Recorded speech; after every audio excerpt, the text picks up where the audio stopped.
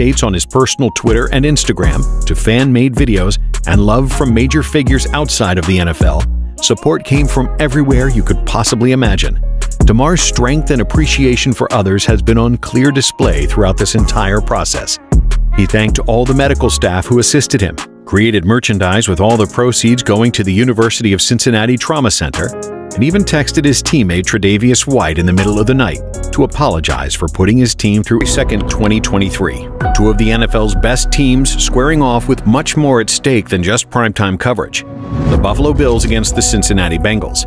The outcome of this game will alter the entire playoff landscape and path to Super Bowl 57. What's at stake? The number one seed in the AFC.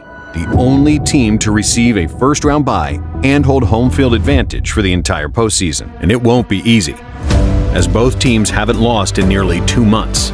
They've met each other at the perfect time, Week 17 on Monday night.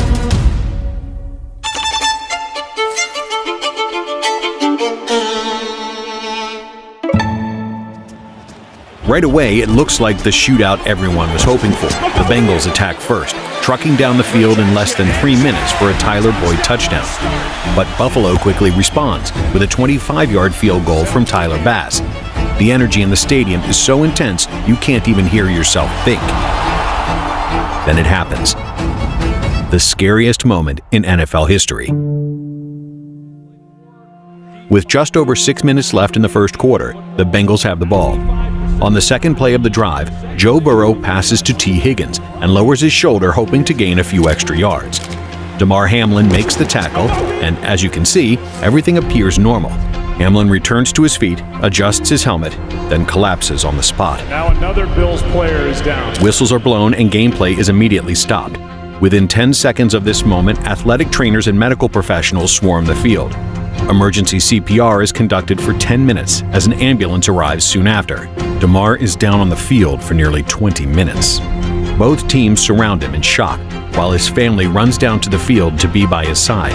The stadium that was uncontrollably loud just moments ago is now completely silent. Damar receives oxygen from the first responders, is loaded into the ambulance with his mother, and transported directly to the University of Cincinnati Medical Center, 4 miles away. The ambulance leaves the stadium at exactly 9:25 p.m., 30 minutes after he initially collapsed on the field. You see a cluttered TV broadcast, then hear this from Joe Buck. They've been given 5 minutes to quote-unquote get ready to go back to playing. That's the word we get from the league and the word we get from down on the field, but nobody's moving. As you can see, teammates remain seated, hug each other, and shed tears for their teammate whose status now remains up in the air. During all of this, both head coaches had been discussing with officials, leading to the decision by Buffalo head coach Sean McDermott to pull his team off the field and back to the locker room. Another 30 minutes pass, and the game is officially postponed, over an hour after Damar collapsed. Meanwhile, his status remains unknown, as the world waits for what feels like an eternity for an update. Stefon Diggs, other teammates, and Bengals head coach Zach Taylor go to visit Damar at the medical center. But on Diggs' way in, he's stopped by an officer, nearly having to force his way in, stating, "We just had to be here for our teammate." And just outside, an additional 100 fans stand hand in hand in support. Then, finally, there is an announcement on Damar's status. He had a heart attack on the field. Damar was able to regain his heartbeat, but still remains in critical condition. But in the night following the incident, something magical happens. Damar's charity and toy drive, the Chasing M's Foundation, receives an unthinkable amount of donations. Before the Monday night game, his foundation had $74,000 in donations. The very next morning, with the help of over 119,000 new donors, that number had reached over $3 million, and that amount has skyrocketed to over $9 million and counting. But amongst this amazing moment, nearly 3 days pass without any major updates on Damar's health. Then, on January 5th, not only does the NFL officially cancel the Bills-Bengal game, but the world receives information about Damar directly from the UC Medical Center. His neurological function is completely intact. He is able to breathe with a breathing tube, he can physically hold hands with his family, and he's even able to communicate with writing. The first question he wrote was, "Did we win?" And the medical staff responded with, "You won. You won the game of life." But it gets even better. The next day brings another significant update and 3 powerful words from Damar himself. His breathing tube is removed as he is able to breathe completely on his own. His neurologic function remains intact, and he is able to talk to his family. DeMar is even able to say his first words to his teammates in over 4 days.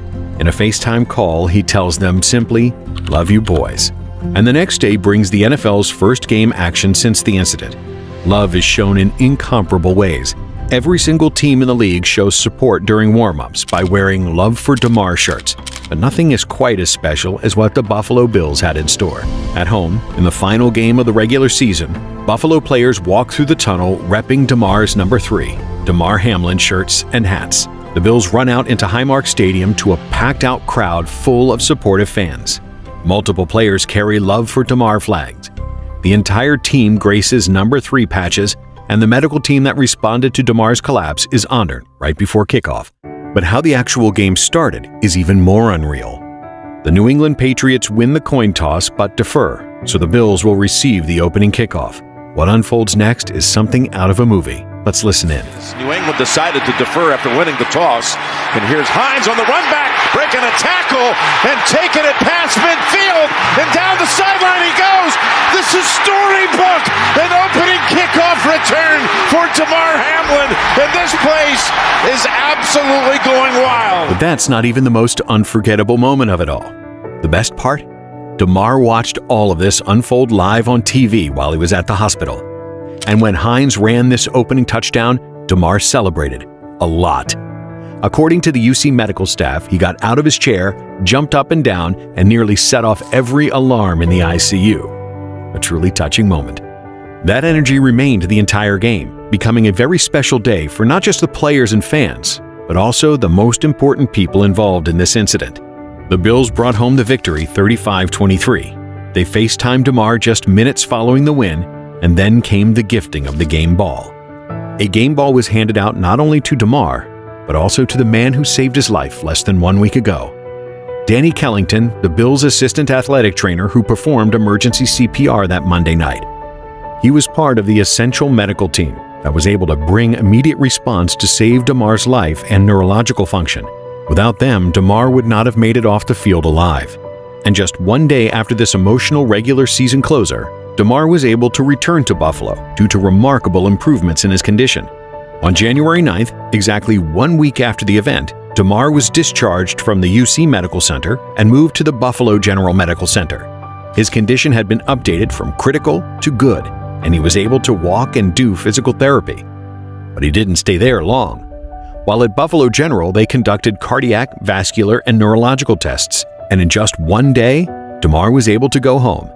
From this point forward, he was given permission to rehab away from the hospital and with family and his teammates.